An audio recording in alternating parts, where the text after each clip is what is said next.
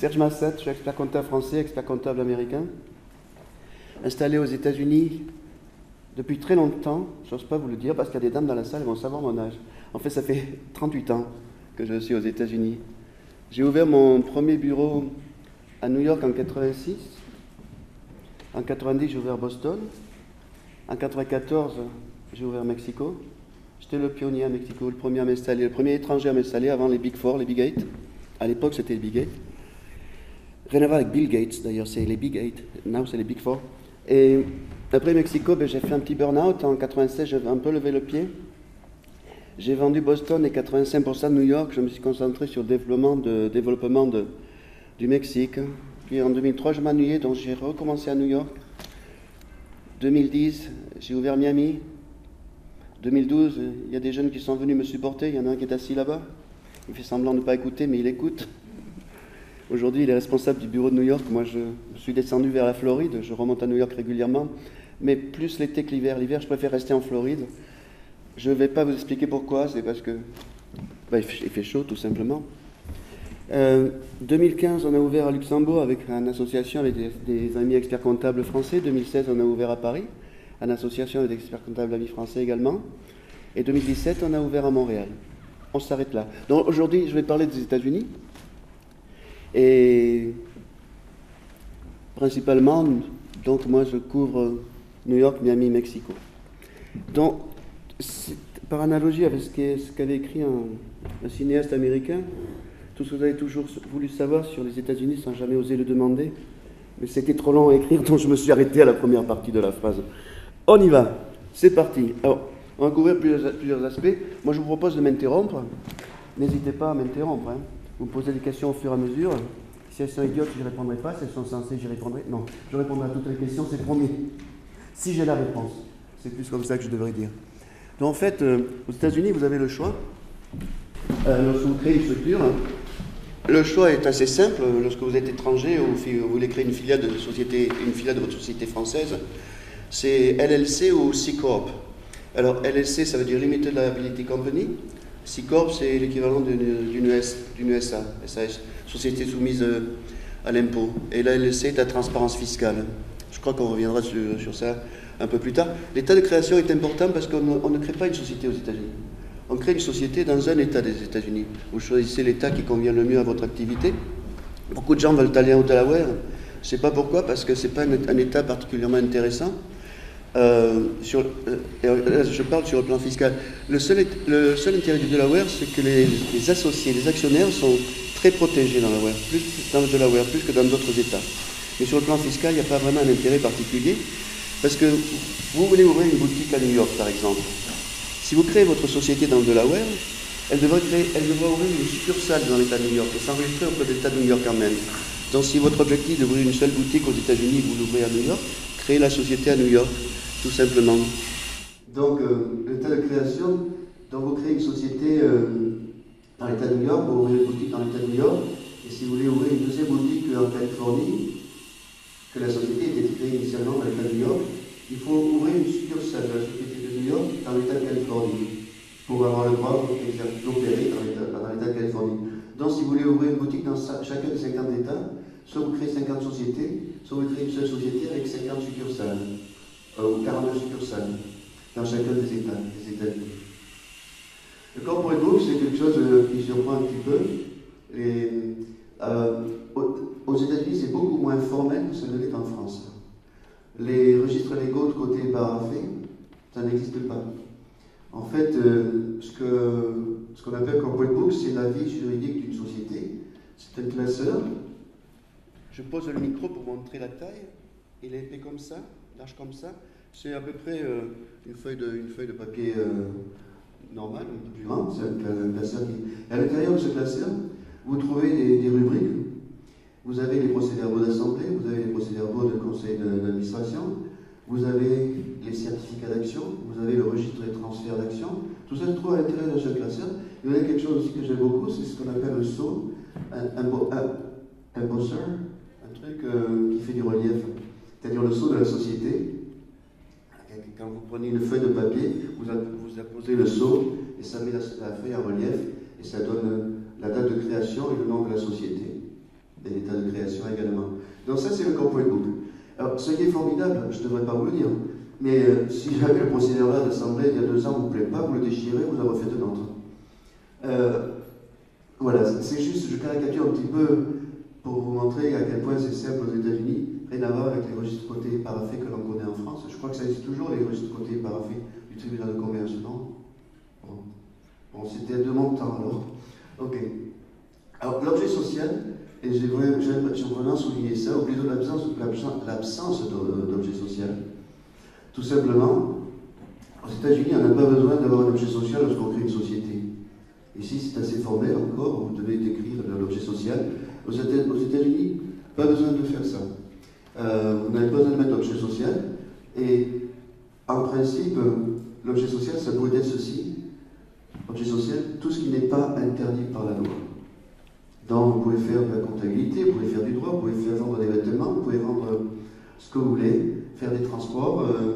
La société est créée et vous en tenez à ça. Vous avez toute liberté de changer.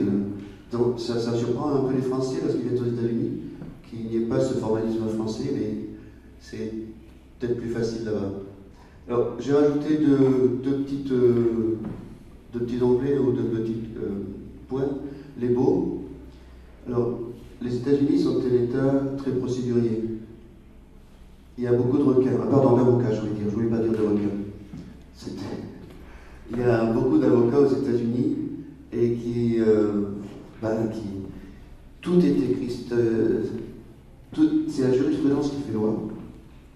Et lorsque vous signez un bail, vous pouvez avoir un bail qui fait 100-152 pages d'épaisseur, qui est un format assez standard, et à ça on ajoute encore des pages et des pages et des pages pour décrire les spécificités du local que vous louez. Donc il faut faire très attention, et il faut toujours travailler avec un avocat. Si un client me demande de regarder le bail qu'il va signer, je regarde, je dis oh c'est un beau document, je regarde la première page. Puis je dis non, je ne suis pas capable d'analyser un bail. Et c'est vrai. S'il me montre la partie où on parle de chiffres et de prix de location, ça oui, ça je peux le regarder et lui dire je suis d'accord, je ne suis pas d'accord, ou je vous conseille, c'est votre choix, mais je pense que c'est pas bien. Alors les contrats de distribution de licences de franchise, également il faut s'entourer de toutes les précautions. Beaucoup de Français viennent aux États-Unis et veulent ouvrir une franchise. Et c'est très compliqué d'ouvrir une franchise, parce qu'une franchise dépend du droit de chaque État. Tous les États n'ont pas le même droit pour les franchises. C'est plus ou moins restrictif. Et par exemple, si vous voulez ouvrir une franchise, vous devez dire à votre franchisé chez quel fournisseur il peut se procurer jusque-là, au plus petit détail. Alors, moi je conseille à mes clients d'ouvrir des licences. C'est beaucoup moins restrictif qu'une franchise. Ça donne à peu près les mêmes droits, mais ça impose moins sur la société elle-même. Une franchise à la française, c'est peut-être une licence à l'américaine, tout simplement. On va passer, aux États-Unis. On va passer à la deuxième slide, sauf si vous avez des questions sur ce côté juridique des choses. Je suis tout oui. Pas de questions? On continue. Alors l'aspect fiscal, si vous voulez, la première chose, vous allez créer votre société dans un État des États-Unis. La deuxième étape, il faut obtenir un matricule fiscal, c'est ce qu'on appelle EIN, c'est Employer Identification Number. Ça se fait relativement facilement. Hier, je faisais une présentation un peu plus succincte et j'expliquais qu'entre le moment où on crée la société et le moment où on est opérationnel, ça prend maximum 10 jours ouvrables. Ça dépend des États, parce que certains États, vous créez la société online, en ligne, et vous avez la réponse sous 48 heures. D'autres États vous prennent 5 jours pour répondre, vous dire si la société est acceptée ou pas. Également, quand on crée une société, on n'a pas besoin de déposer un capital, il n'y a pas de capital minimum. Vous pouvez avoir... ça vous intéresse? Il n'y a pas de capital minimum, non. Vous pouvez créer... Alors, c'est quelque chose qui est complexe aussi pour les Français, je ne sais pas si j'en parle plus tard ou si j'aurais dû en parler avant. Peu importe, si je me mélange les pédales, vous me remettez dans le droit chemin et on continuera. Donc, les actions, la valeur des actions, on crée des actions avec une valeur ou sans valeur. C'est non par value, des actions sans valeur. Mais lorsque vous souscrivez aux actions de la société, vous souscrivez pour un montant. Alors, la meilleure façon que j'ai pour l'expliquer, parce que c'est très américain, ça n'existe pas en France, ça se rapproche un peu d'une prime d'émission. Si les actions d'une société qui existe en France est de 100 euros, que vous vouliez faire une augmentation de capital et que vous vouliez faire une augmentation en faisant payer les actions 120 euros, et une prime d'émission de 20 euros. Donc la personne va souscrire, elle va payer 120, elle aura des actions à 100 euros, mais qui dans la comptabilité seront à 120 de la société française. Aux États-Unis, on peut déterminer la valeur de l'action comme on veut. Je vous dis, ça peut être un non par value. J'ai un client, je n'ai pas compris pourquoi, c'est l'avocat qui a fait ça. Il a créé des actions à 0,001 $. C'est-à-dire des actions qui ne valent même pas un centime. Donc l'action est imprimée 0,001 $. Et il en a créé 1000, ce qui fait un capital de 10 $, il me semble. Oui, c'est ça. Donc, capital nominal de 10 $, mais la société a un capital réel de 50 millions de $. Allez chercher à comprendre pourquoi, c'est l'avocat qui a conseillé ça. Je n'étais pas impliqué, parce que c'était... Je suis arrivé après. Sinon, je me dis, il ne faut pas faire ça, les gars. C'est à côté de la blague. Non, peu importe. Donc, c'est pour vous expliquer que, parfois, ce qu'on connaît en France, ça n'existe pas du tout aux États-Unis, et on se pose des questions. Et parfois, il y a des choses qui existent aux États-Unis. Donc, lorsque vous faites votre bilan, pour revenir à la valeur des actions, une action, vous avez un capital de 100 $, que vous avez payé 1 million de $, donc vous allez montrer deux notions de capital. Vous allez avoir le capital nominal et le capital additionnel, qu'on appelle paid surplus capital ou additional capital. Donc vous allez montrer 100 $ de capital et 999 900 $ de capital additionnel. C'est comme la prime d'émission en France. Voilà. Fiscalité directe. Bon, lorsqu'on fait les... Je regarde l'heure pour pas être en déplacement. Lorsqu'on fait les déclarations fiscales, on a le choix, lorsqu'on est une PME, enfin jusqu'à 5 millions de $ de chiffre d'affaires, à faire une déclaration on a cash basis, on a accrual basis. Alors, je vais le traduire en français. Déclaration accrual basis, c'est ce qu'on connaît en français. En France, c'est une comptabilité des engagements. C'est-à-dire, vous avez des comptes clients, vous avez des comptes fournisseurs. Cash basis, c'est comptabilité tiroir caisse. C'est ce qui vous reste dans le tiroir caisse à la fin de la journée. C'est-à-dire, ce que vous avez déboursé, ça passe en charge, ce que vous avez encaissé, ça passe en recette. Et ce qui fait que lorsque vous faites la déclaration fiscale, il n'y a pas de compte client, il n'y a pas de compte fournisseur. Vous avez l'option, jusqu'à 5 millions de $ de chiffre d'affaires. C'est intéressant pour les entreprises de services, parce que les entreprises de services, elles ont deux coûts principaux qui sont le loyer et les salaires. Ce sont des coûts que l'on paye comptant, cash. Et les clients payent à 30 ou 60 jours. Donc on décale les revenus sur l'année suivante, et puis ça crée un décalage permanent, en quelque sorte. Je ne sais pas si vous me suivez, à peu près. Personne ne dort encore, c'est parfait. On continue. Date d'arrêter les comptes. Alors, date d'arrêter les comptes, on choisit la date que l'on veut, on ne peut pas faire d'exercice de plus de 12 mois, 365 jours, ou 366 jours des années bissextiles. On ne peut pas faire d'exercice de plus que ça. On me pose souvent la question, mais le point exercice, 15 mois, non, c'est pas possible. C'est pas possible. Date d'arrêter les comptes pour les 6 comptes, les sociétés soumises à l'impôt société, comme je le disais, c'est n'importe quelle date. Vous avez le choix. Par contre, pour les limited liability companies qui sont à transparence fiscale, les sociétés, le deuxième choix ou le premier choix qu'il y avait sur mon premier slide, là, obligatoirement, on doit clôturer au 31 décembre. Les reports déficits en arrière, en avant, un coup en avant, un coup en arrière, on peut reporter les déficits en arrière sur 2 ans. C'est-à-dire que vous avez eu 2 années successful avec beaucoup de... Vous avez payé d'impôts. Vous pouvez faire une déclaration rectificative si vous avez des pertes cette année et les reporter 2 ans en arrière. Alors je me situe au niveau fédéral, mais les États sont calqués sur le fédéral. Donc, simplement, on peut également reporter les déficits en avant au niveau fédéral sur 20 ans. Donc ça laisse quand même pas mal de marge de manœuvre. Surtout pour les sociétés françaises qui investissent, qui créent une filiale qui avant tout est un flagship store aux États-Unis, ou qui crée ça pour une opération plus commerciale qu'autre chose. Ça crée des déficits, et avant que la filiale soit rentable, une boutique sur Madison Avenue à New York par exemple coûte très cher. J'avais un client, il avait une toute petite boutique et payait un loyer mensuel de 100 000 $, très cher. Et forcément, la société faisait des pertes, mais c'était pour l'image du groupe au niveau mondial qu'ils avaient décidé de faire ça. Donc on peut reporter les déficits sur 20 ans. Pour les personnes physiques, toutes les déclarations se font en cash basis, c'est-à-dire comme en France, sur les encaissements, sur ce qu'on a touché, tout simplement. Fiscalité indirecte, il n'y a pas de TVA. C'est vachement simple, il n'y a pas de TVA, mais c'est vachement compliqué aussi parce qu'il y a des sales tax. Alors, la sales tax, je vous explique ce que c'est en pleine mutation en ce moment. Donc, je vous explique ce que c'est jusqu'à il y a à peu près 3 mois. Et depuis 3 mois, il y a eu un jugement rendu dans le South Dakota qui a changé un peu la donne et beaucoup d'États se calquent sur ce qu'a fait le South Dakota. La sales tax, il n'y a pas de taxe sur la valeur ajoutée, la sales tax s'applique au consommateur final. Je prends toujours le même exemple. Vous achetez un stylo Montblanc pour votre consommation personnelle, vous allez à la boutique à Miami Beach, pas loin de la plage, et il vaut 100 $. Il est affiché 100 $. Vous allez le payer 107,50 $ parce qu'on rajoute la sales tax. Pour ceux qui sont allés aux États-Unis, vous avez dû vous rendre compte que le prix affiché, ce n'est pas celui que vous payez, parce qu'on rajoute la sales tax. Par contre, vous, société, vous allez acheter le même, moi, société, je vais acheter le même stylo Montblanc. Je vais le payer aussi 107,50 $. Et dans la comptabilité, je vais avoir une dépense ou une immobilisation de 107,50 $. La taxe n'est pas récupérable.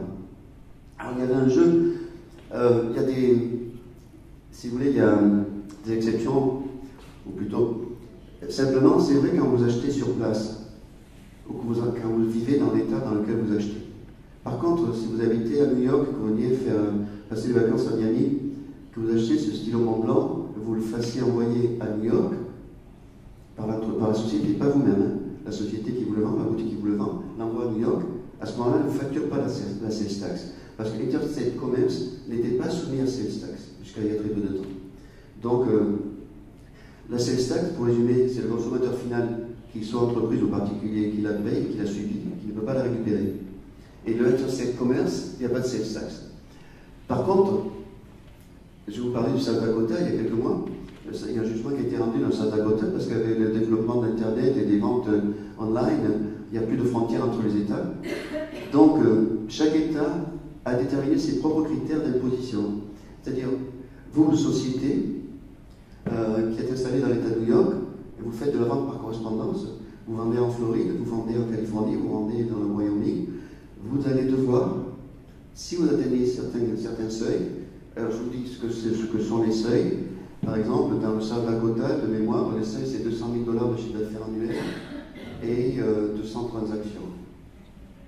Donc voilà, ce sont les seuils. Si vous êtes en deçà, vous n'êtes pas concerné par la nouvelle loi du South Dakota.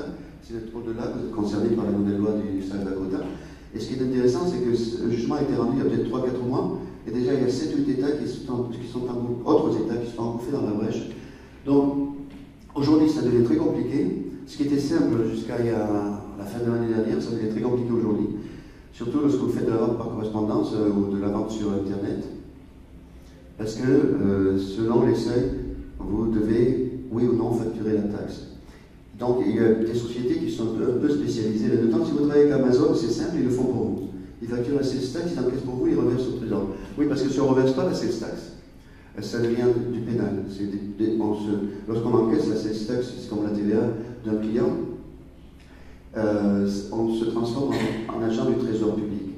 Donc si on encaisse qu'on ne la reverse pas, on détourne les fonds de l'État, c'est du pénal. Donc Amazon, eux, s'occupent de ça pour vous.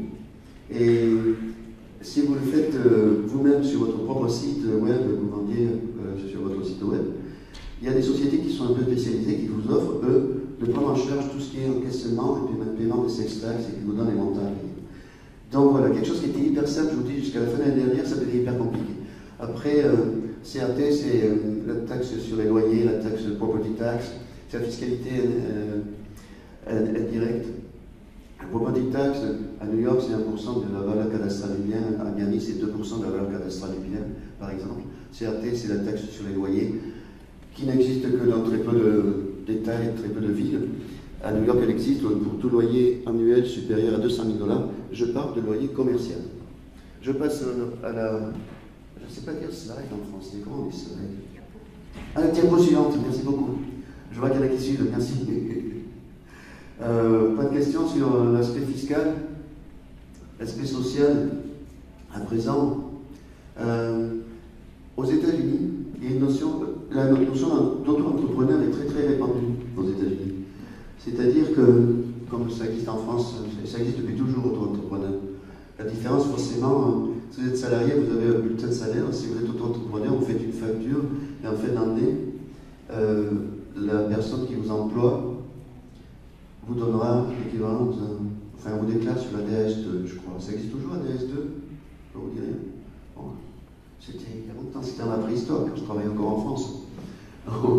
Donc, mais certains États n'acceptent pas vraiment, parce que auto-entrepreneur, independent contractor, c'est contourner la loi un petit peu. Je vous explique pourquoi. Vous payez votre salarié 1 000 $. Les charges sociales ne sont pas très élevées, je ne sais pas si j'en parle, mais les charges sociales ne sont pas très élevées, les charges sociales obligatoires, patronales et salariales, c'est 16% pour faire simple. C'est-à-dire que, contrairement à la France, où c'est à peu près 80%, si je comprends bien. Donc, 16%, 50% à la charge de l'employeur, 50% à la charge de l'employé. C'est-à-dire que l'employé, vous le payez 1 000 $, moins c'est 8% de charge sociale salariale, donc vous le payez 920 $. Par contre, si vous le prenez comme independent contractor, lui, il va s'y retrouver peut-être. Pourquoi? Parce que vous allez payer 1 000 $, vous n'allez pas faire de retenue à la source, vous n'avez pas de charge sociale. Vous le payez 1 000 $, il encaisse 1 000 $. Et lui, il va être auto-entrepreneur, il va faire sa déclaration de fin d'année. Et dans sa déclaration de fin d'année, il va dire sa voiture, le leasing de sa voiture, quand il va manger au restaurant avec sa maîtresse, enfin tout ce genre de dépenses. Donc il va inventer des dépenses plutôt personnelles, il va les mettre contre ses revenus professionnels. Et au lieu d'être imposé sur 1 000 $, comme il aurait été dans le premier cas, s'il était salarié, il va être imposé, disons, sur 500 $. Par contre, à ce moment-là, sur les 500 $, la charge sociale patronale et salariale lui incombe. Mais 16% sur 500 $, c'est la même chose que 8% dans le schéma numéro 1 sur 1 000 $. Donc en fait, il va payer l'impôt sur 500 $ au lieu de le payer sur 1 000 $. Alors certains États sont plus durs que d'autres. Les États les plus difficiles, c'est la Californie, c'est l'État de New York. Les États sont très laxistes à ce niveau-là. En Floride, par exemple, les gens préfèrent être payés en tant qu'auto-entrepreneur independent contractor. Les règles d'embauche, la règle de base, c'est pas discrimination. Il ne faut pas discriminer sur l'âge, sur le sexe, sur la couleur de peau, sur la religion, sur le statut familial. On ne peut absolument pas, lors de l'embauche, on ne peut pas poser ce genre de questions. Il est interdit de poser ce genre de questions, sinon vous pouvez être poursuivi pour non-respect de la loi sur non-discrimination. Je me souviens de la première embauche que j'ai faite aux États-Unis, j'étais jeune à l'époque, j'avais passé une annonce, je cherchais une secrétaire, et j'ai eu plusieurs secrétaires qui sont présentés, dont un secrétaire. Et le gars il rentre et je dis je suis désolé, je cherche une fille. Le gars il dit t'as de la chance que je parle français, que j'aime bien la France, sinon t'as un procès sur le dos, pas sur le cul, sur le dos. Voilà. Et donc il faut faire très très attention à ça. On ne peut pas discriminer. Et il est aussi conseillé de ne pas recevoir des jeunes filles tout seules dans une pièce. Tommy Strauss-Kahn a compris que c'était pas bien. Et non, je dis ça en souriant, mais c'est un petit peu la vérité. Il vaut mieux avoir un témoin lorsque vous interviewez quelqu'un. Un témoin de votre entreprise, hein, forcément. Alors, emploi de gré à gré ou contrat de travail, mais le contrat de travail n'est pas très répandu aux États-Unis. Le contrat de travail existe surtout pour les cadres supérieurs, qui eux ont vraiment un contrat de travail bordé, écrit, revu par les avocats, avec un parachute doré la plupart du temps. Les contrats de travail avec des employés normaux, ça ne se fait pas. Pourquoi? Parce que c'est employment at will. C'est-à-dire que vous pouvez, du jour au lendemain, dans la minute, licencier votre employé. Et lui, de la même façon, peut très bien vous dire je m'en vais, je ne viens pas travailler aujourd'hui, je ne reviens plus travailler. Ça nous est arrivé à New York, une personne qui n'est jamais revenue travailler. On ne sait pas pourquoi, elle ne s'est même pas excusée. Mais donc, c'est employment at will, il n'y a pas de contrainte. Alors, forcément, lorsque vous licenciez quelqu'un, vous essayez d'être un petit peu social quand même si les États-Unis ne vous obligent pas d'être social. Donc, ça rejoint un petit peu le règlement intérieur, les heures de travail, quand j'ai payé les jours fériés. C'est un manuel de Employee Handbook, dans la société que vous créez, qui est propre à votre société. C'est vous qui déterminez quels sont les horaires de travail, c'est vous qui déterminez quand j'ai payé. Vous donnez 10 jours de congé payé ouvrable par an, ou un mois.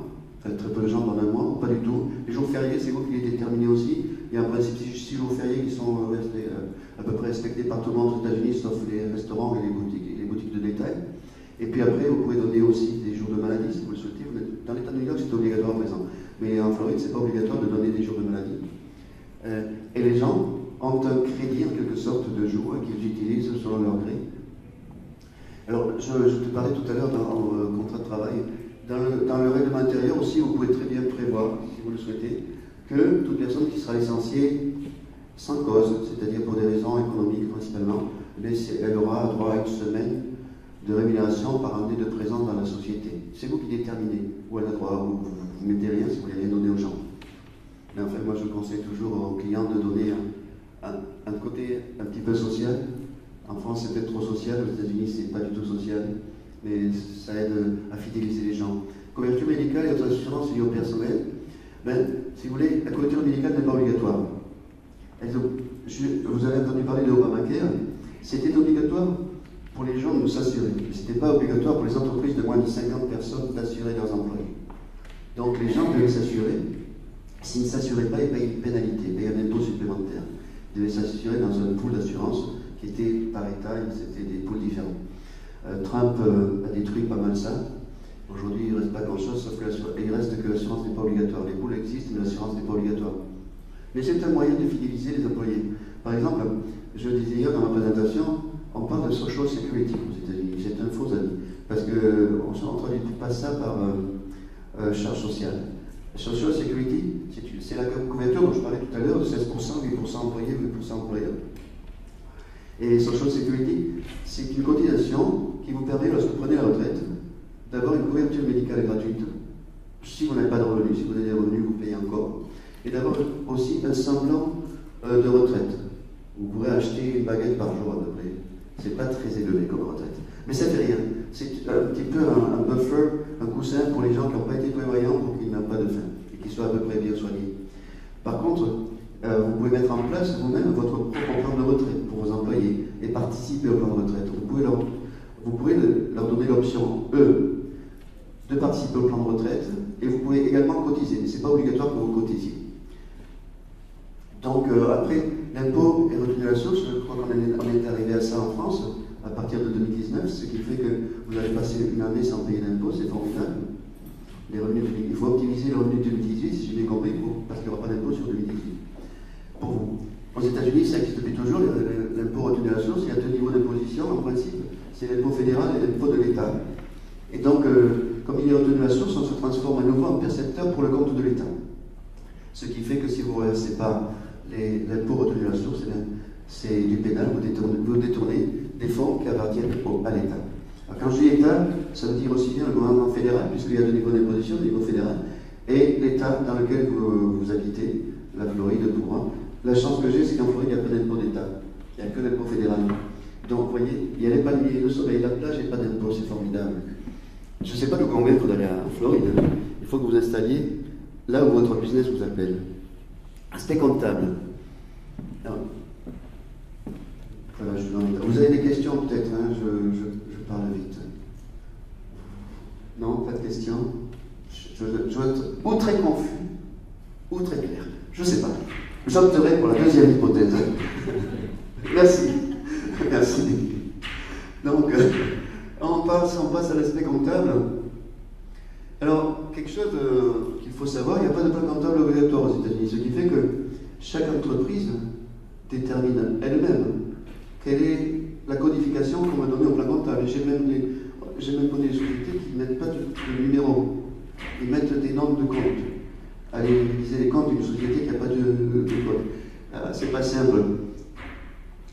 Il y a presque une tradition depuis que l'informatique est arrivée. La classe 1, c'est réservé à la trésorerie, la classe 2, c'est les immobilisations, la classe 3, c'est...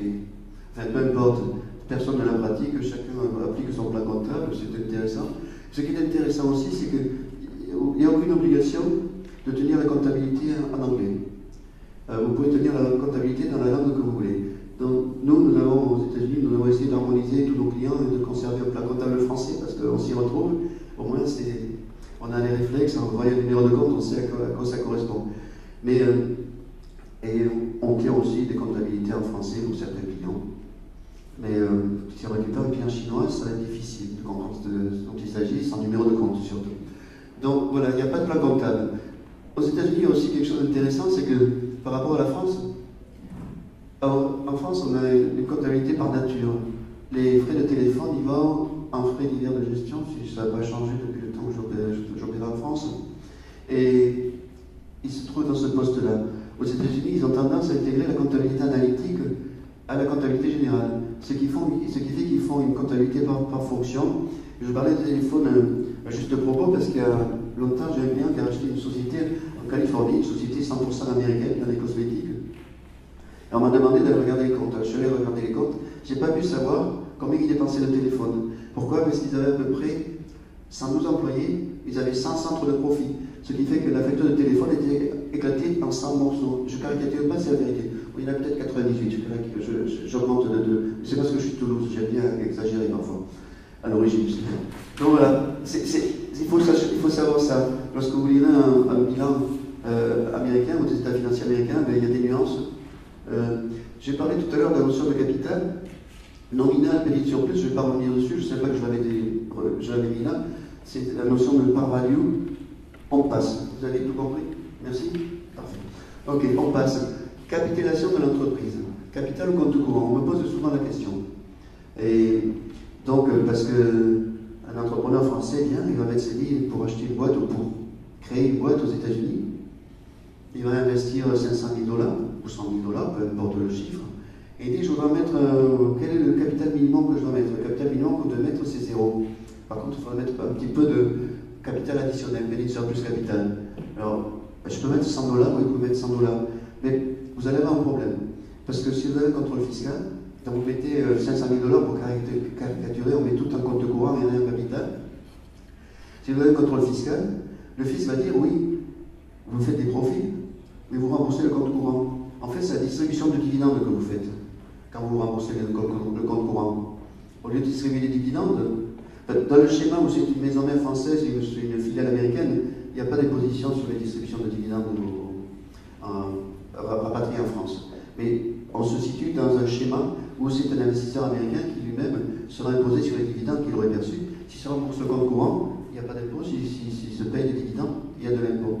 Donc le fisc a tendance à dire qu'il faut un ratio de 1,5 à 1, 1,5 en compte courant pour 1 en capital.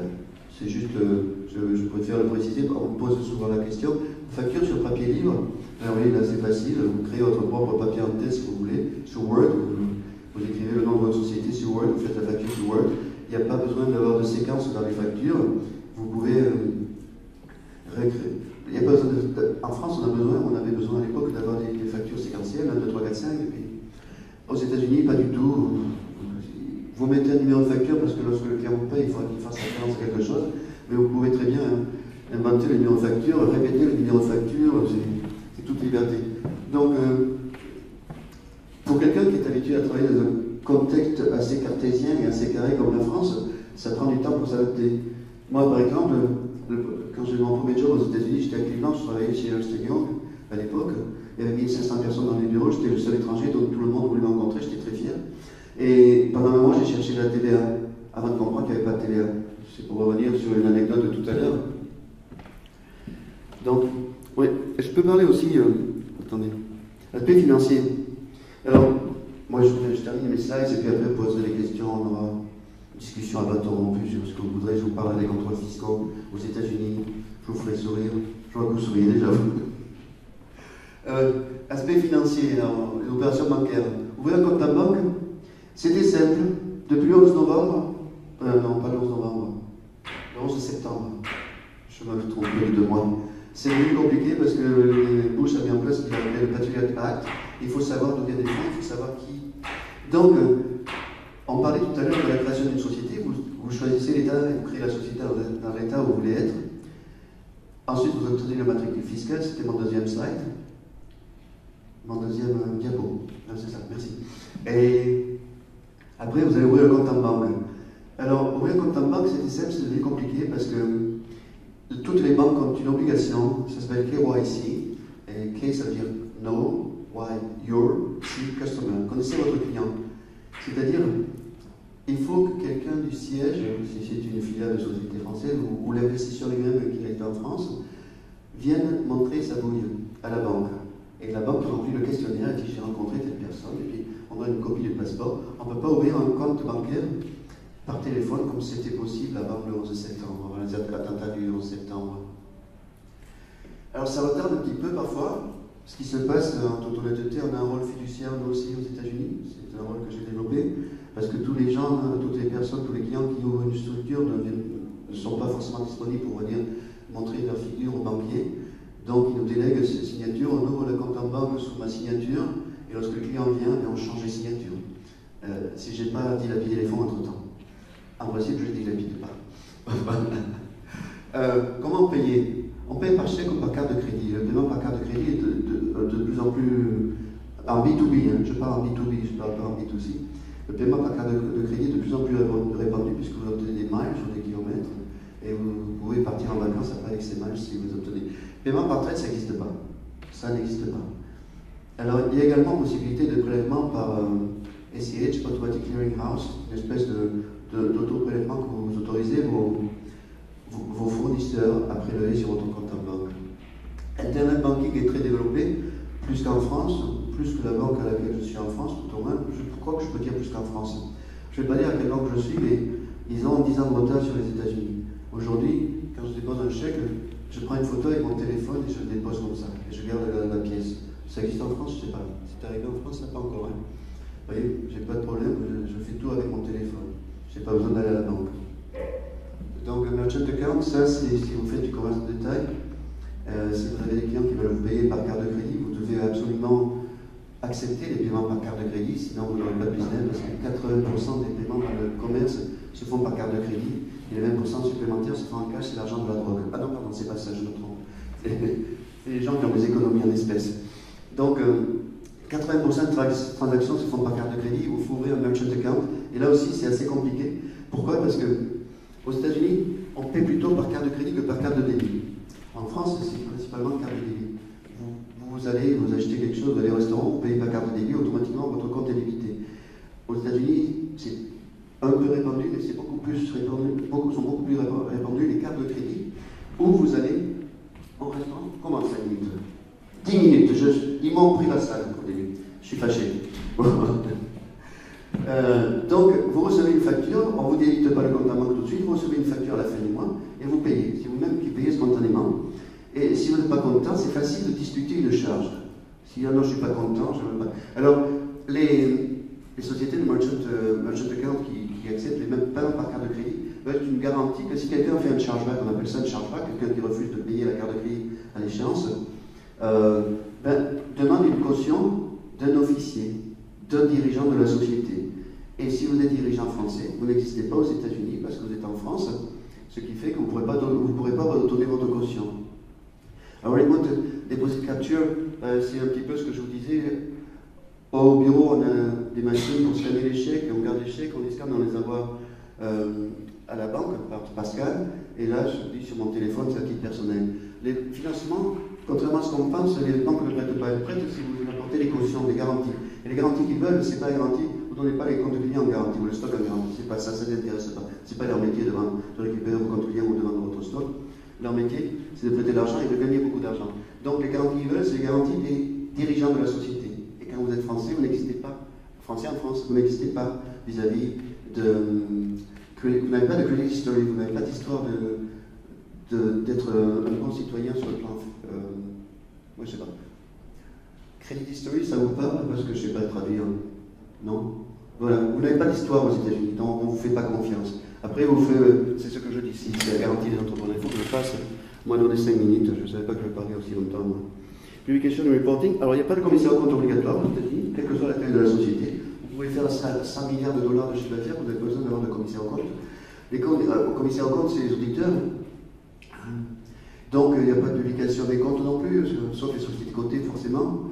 Il n'y a pas de publication des procès-verbaux d'assemblée, comme c'est le cas en France auprès du tribunal de commerce. C'est pour ça que les registres cotés par affaires, on n'en a pas besoin. Les auditeurs, simplement, alors vous faites appel à des auditeurs, c'est pour protéger l'intérêt des actionnaires, et vous faites appel aux auditeurs si vous avez des emprunts bancaires, la banque vous demandera des comptabilités, ou si vous êtes coté en bourse.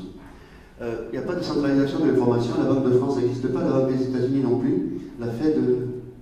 La Banque des États-Unis, on appelle ça la Fed. ne centralise pas l'information. Donc c'est difficile d'avoir de l'information sur un de vos clients futurs, savoir s'il est solvable ou pas solvable, s'il paye bien ses factures ou s'il ne paye pas bien ses factures. Dans le Street, je le signale là, je parle encore plus vite parce qu'on m'a dit que j'avais 5 minutes.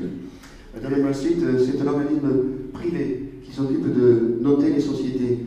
C'est-à-dire, Dun & Bradstreet va m'appeler et me dire, vous êtes une nouvelle société, oui, quel chiffre d'affaires vous faites? Et vous dites au téléphone, vous donnez les réponses au téléphone, vous donnez les réponses que vous voulez. Et avec quel fournisseur vous travaillez? Alors vous citez les fournisseurs. Et j'ai vécu, ça c'est un exemple concret, un hôpital sur Long Island à côté de New York. Ils payaient très mal leurs fournisseurs, mais très mal leurs fournisseurs. Sauf 3 qui payaient rubis sur l'ongle. Et quand Dun & Bradstreet téléphonait, ils donnaient toujours les 3 mêmes fournisseurs. Et quand vous vouliez travailler avec cet hôpital, vous avez des références et vous alliez sur Dun & Bradstreet, vous voyez les noms des fournisseurs. Vous travaillez avec tel hôpital? Oui. Il paye bien, il paye rubis sur l'ongle. Voilà. Donc l'information que récupère Dun & Bradstreet, c'est une information volontaire. Vous n'êtes pas obligé de la donner, elle n'est pas imposée. Et 2 fois sur 3, il faut la prendre avec des pincettes. Et maintenant, on joue à la bataille navale, parce que J1, H1B, E2, coulé. Non, c'est pas ça, c'est le mauvais slide, excusez-moi. C'est les visas. Les visas, c'est compliqué aussi aux États-Unis. On n'arrive pas aux États-Unis comme on veut. Alors, le J1, c'est le visa le plus facile à obtenir, c'est un visa de stagiaire. On a droit à un certain niveau d'études de faire venir des gens avec un visa G1 pour 18 mois. Au bout de 18 mois, la personne doit repartir en France. Le B1, c'est un visa de prospection qui ne vous permet pas d'être salarié aux États-Unis. Vous pouvez aller, au lieu d'entrer avec l'ESTA, qui est une passe en tant que touriste, au lieu d'entrer en tant que touriste, il vaut mieux, si vous allez souvent aux États-Unis, que vous ayez obtenir un visa B1. C'est un visa de prospection qui vous permet surtout pas de travailler et d'être payé. H1B, c'est un visa de spécialiste, c'était très bien dans mon contexte il y a quelques années, parce que moi, pour des raisons d'éducation et de formation, j'ai besoin de gens qui ont un esprit cartésien, j'ai besoin d'experts comptables formés à la française et pas à l'américaine. Vous avez vu là, tout à l'heure, quand je présentais la comptabilité, c'est un petit peu le flou artistique. La fiscalité, c'est un petit peu le flou artistique. Donc j'ai besoin de gens cartésiens. Je faisais venir des H1B. Avec l'arrivée de Google et des gros robots, l'H1B, je crois qu'il y a eu 250 000 demandes l'an dernier, 65 000 acceptées. Donc les chances sont 1 sur 4, 25%. Et Google, par exemple, demande 25 000 H1B par an. Ils font venir des ingénieurs d'Inde. En Inde, il y a des sociétés qui sont spécialisées dans la préparation. Non, c'est pas fini. Dans la préparation. Bon, voilà, l'H1B, c'est difficile à obtenir. Le E2, ça peut vous intéresser. Le E2, c'est les investisseurs. Vous avez un projet aux États-Unis, vous allez investir, vous allez créer de l'emploi. Vous avez droit à l'E2, il faut investir, selon les États, environ 100 000 $ d'investissement. L'investissement, ça peut être aussi bien emmener du stock pour 100 000 $ que payer des prestataires ou autre chose. Mais créer de l'emploi, c'est l'objectif. Le visa 2 est donné pour entre 2 et 5 ans. Si le projet est un petit peu bancal, on vous donnera 2 ans. Vous pouvez le renouveler autant que faire se peut, tant que la société reste à peu près dans les clous. Le L1, c'est un visa d'expatrié. Vous travaillez pour une entreprise française pendant 1 an au moins. Vous pouvez partir aux États-Unis avec un visa L1 pour la filiale. Vous pouvez travailler que pour la filiale d'une société française ou autre pays, je parle de France. Au L1 ou 2, c'est les visas des personnes qui ont. C'est les visas d'artistes, les visas de designers, les visas de sportifs, etc., qui ont des qualités exceptionnelles. EB5, c'est un visa, vous investissez 700 000 $, vous créez 50 emplois, on vous donne une espèce de carte verte temporaire, c'est le EB5, qui vous permet. Et puis le truc ultime, c'est la green card, la carte verte, donc là vous n'êtes pas citoyen américain, mais vous avez le droit de payer des impôts comme tout le monde, le devoir de payer des impôts. La seule différence entre un citoyen américain et une carte verte, vous n'avez pas le droit de voter. Et carte verte, on ne peut pas vous appeler en jury duty, parce que jury duty, c'est aux États-Unis, les procès sont des procès où on fait appel à des jurés. Ah ben voilà, c'est terminé. Ouf, je suis à peu près dans les délais.